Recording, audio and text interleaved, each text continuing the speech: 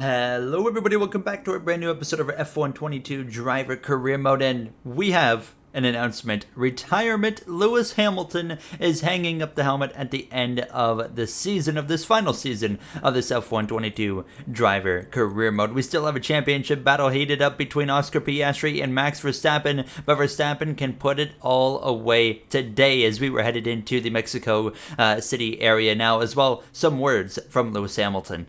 I want to thank all my fans and team for the support over the years. This will be my final 2 races in the sport. Sadly, the 8th title wasn't meant to be, but I am looking forward to having free time from Formula One. You hear a few words right there from Lewis now as he's hanging up the helmet at the end of the season now here as we roll into Friday afternoon free practice 1. So we are mathematically eliminated from the World Drivers' Championship. We're quite simply here to win races. Now we will, just like last season in Mexico, we will be taking a grid penalty off the start because we actually changed another component in the engine and going over the limit of what we are allowed.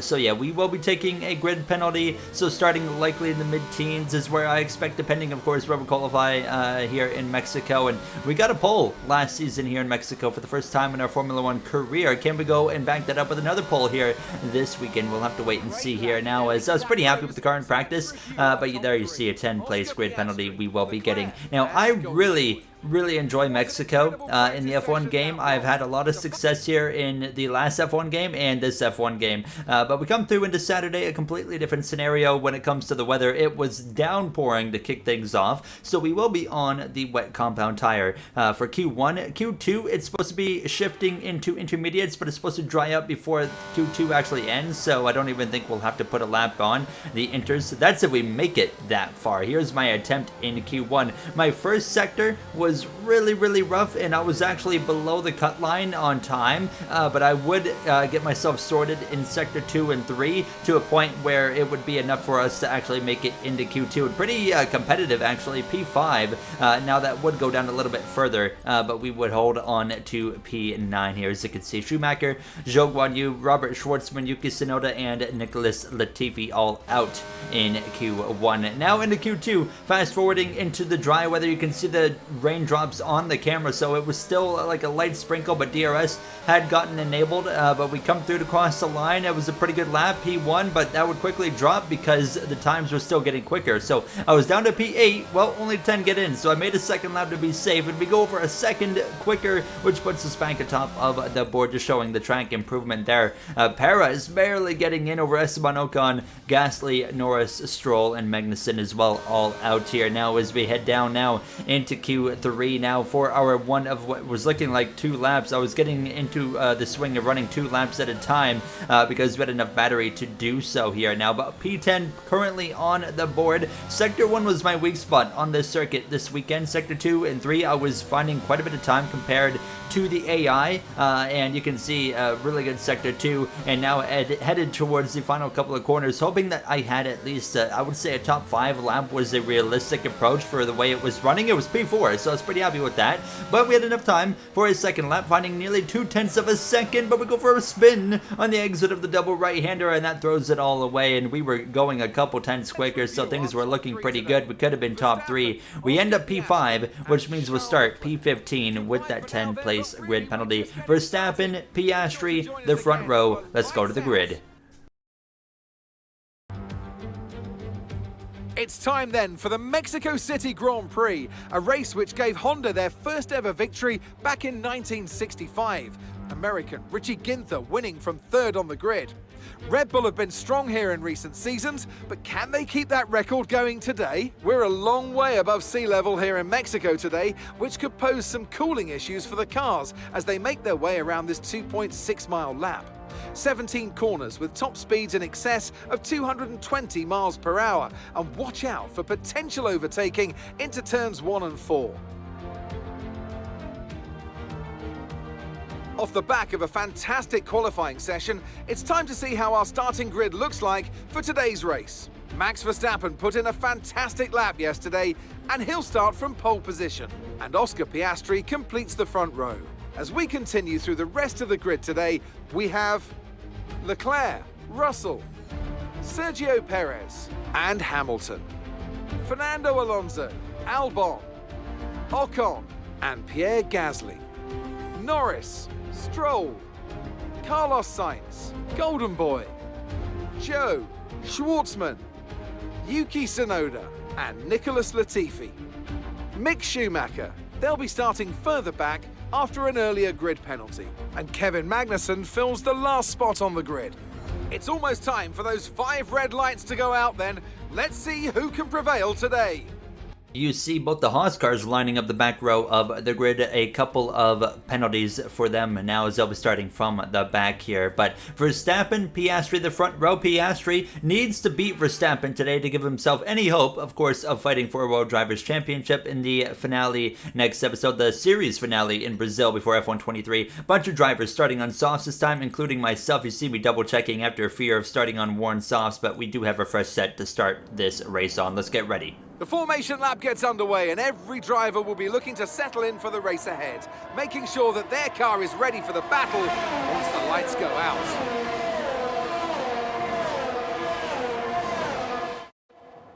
So as all the cars take their positions on the grid, the teams will be hoping their strategies pay off for them in today's race.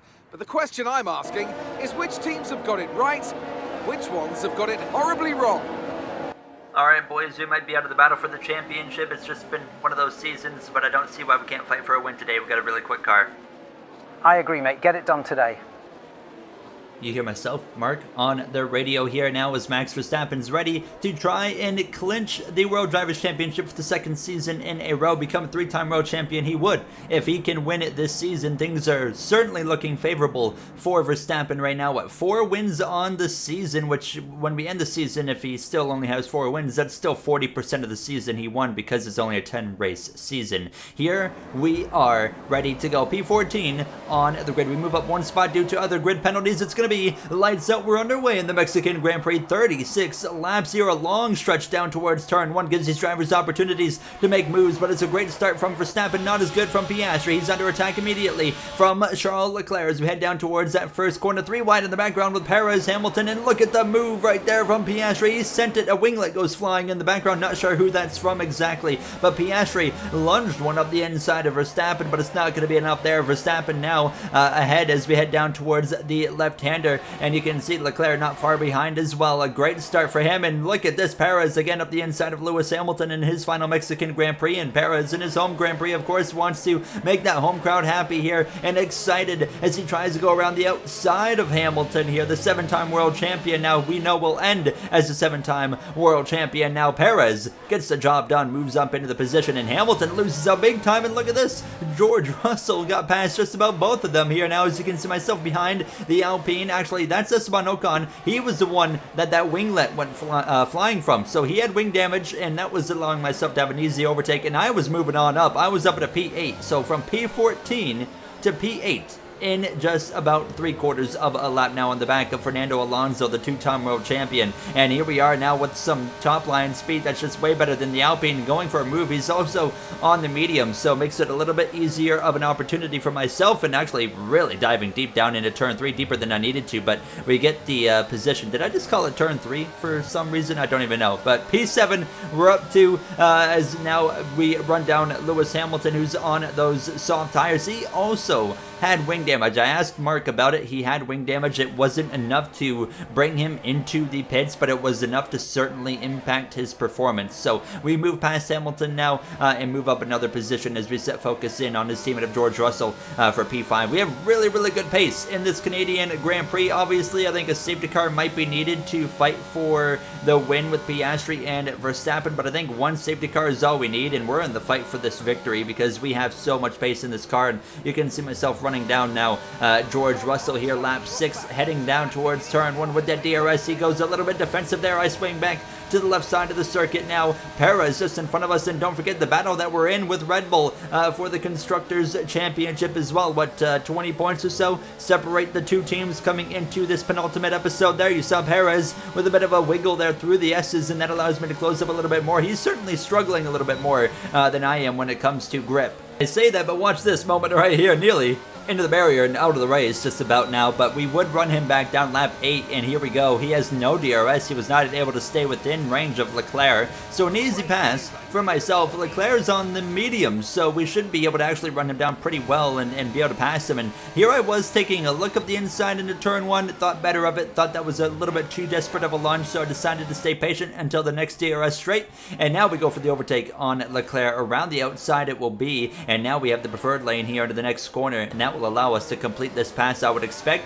as we head down towards the double right-hander. And sure enough, up into P3, onto the podium we go. What a start in 9 laps from 14th into 3rd place now. Lap 11 through this final section of corners. We actually go for a spin right there, and I immediately decide, okay, we're only a lap away from the pit window. Let's just pit now while we're pretty much forcing or facing the pit lane. So we come in, but on the mediums, but that's going to be a loss of time, and well, a loss of grip that was. I just dropped it. That was embarrassing. But thankfully, we're not going to lose a terrible amount of time because we were right there at the pits. So it could actually work out relatively well. I think we're probably still going to be towards the top 3 battle with Leclerc, but we come back out behind Kevin Magnussen. Now, what didn't make things great was that a really rough getting up to speed lap. You saw that right there, and then watch this, a big moment of the S's. We save it, and we would get things back collected and run down Magnussen within the lap. But yeah, it was a really sloppy, rough getting up to pace lap here now. But here we go, passing Magnussen. We got some traffic to deal with, of course, with Yuki Tsunoda now just in front of us now with the DRS. Going to swing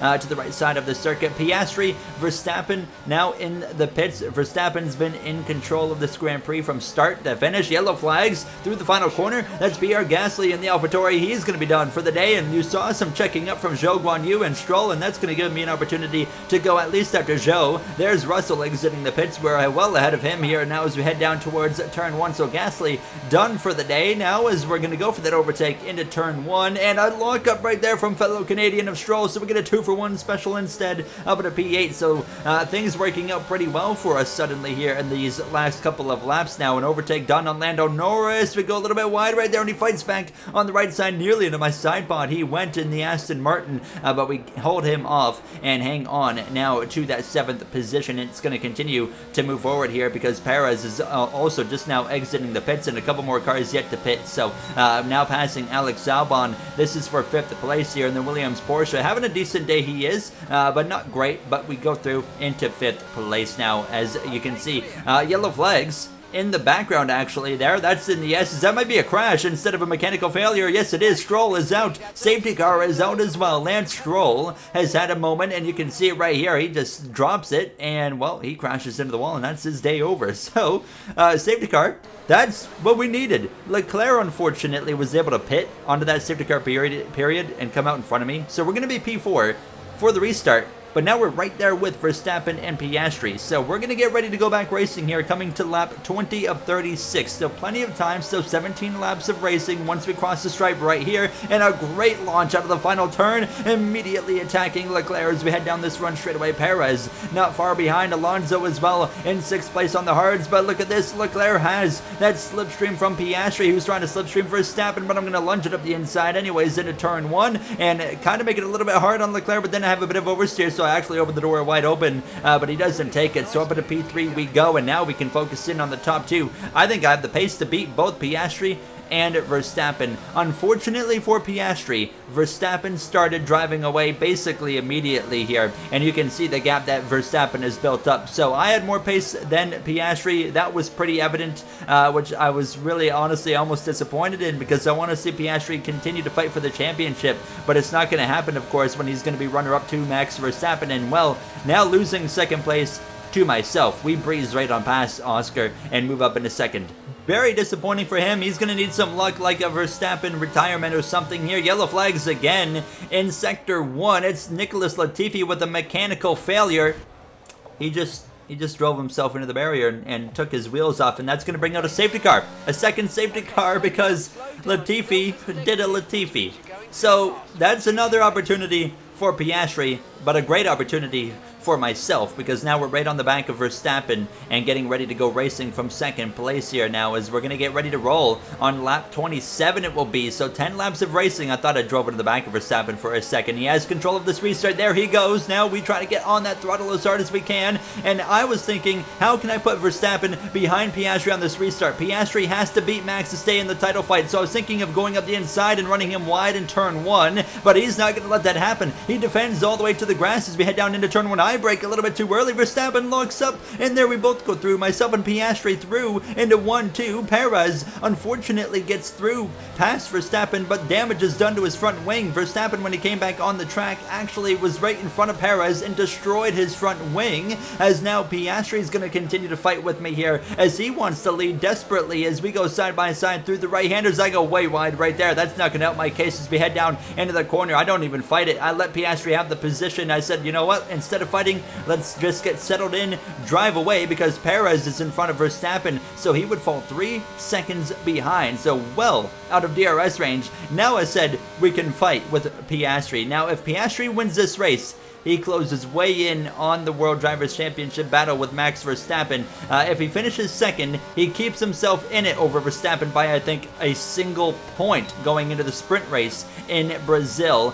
Now, I could be the team player and, you know, defend for Piastri, but I had so much more pace than him that it just felt like I couldn't ride behind him. So I go for the overtake, get the job done. We move into P1 here with just about 5 laps to go in this Grand Prix. I didn't want to pass him, but I was just so much faster that it just made sense. I just couldn't ride there. You know, it would have been so blatantly just team orders looking-esque right there if I would have just rode behind him. So I went for the overtake, got the job done, and moved on with my day. And now here we are from 14th place on the grid to first. 2 safety cars certainly helped us in the process, but here we are coming to the final lap in Mexico. We are already mathematically eliminated from the World Drivers' Championship, setting the fastest lap of the Grand Prix as well in this final lap being underway. But what a day it was here in Mexico. What a Grand Prix. Every time we come here, it's always a spectacular event. There's always something dramatic happening, and we drove away by 2.5 seconds over Piastri here, now setting a blistering pace. I drove my fastest laps of the day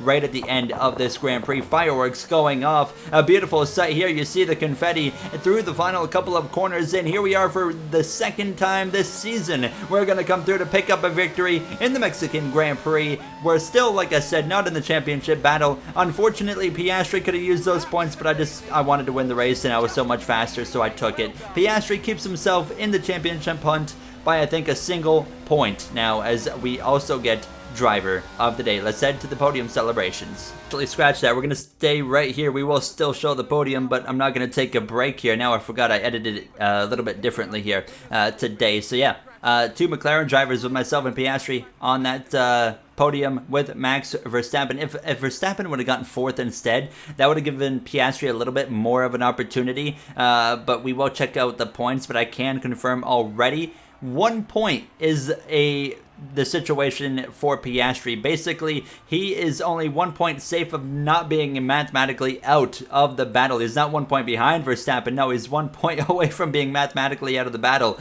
with Max Verstappen. The sprint race in Brazil is the only thing that's keeping his hopes alive. If we didn't have a sprint race, the championship was locked up by Max Verstappen here today. Another McLaren 1-2, which is cool to see. We still have the Constructors' battle as well in the next episode because of that McLaren 1-2, bringing us to, I would reckon, the lead of the Constructors now after Perez's issues. 32 points is the gap between Verstappen and Piastri. So that sprint race in the next episode, where there's 8 points up for grabs, will determine everything. We are 9 points ahead of Red Bull here going into the series finale in Brazil. What a ride it has been, and I'll see you guys in that finale in Brazil. We'll see who wins both titles. Have a great day, everybody.